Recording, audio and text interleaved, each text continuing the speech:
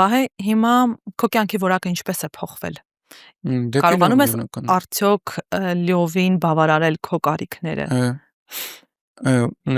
Լիովին կարողանում եմ բավարարել իմ կարիքները։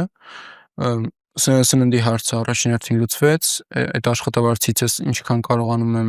ուղարկում եմ մերոնց տուն։ Բայց դու քո աշխատավարձի կարծես թե մեծ մասն ես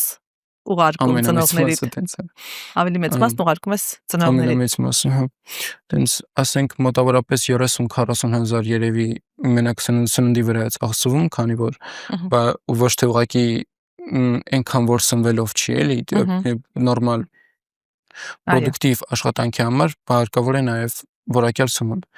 Ու դրանից էլ բացի որոշել եմ բանով ֆիզիկական նաև ինչ որ վարժություններ կատարել դրա համար ինչքան կարողանում եմ առնում եմ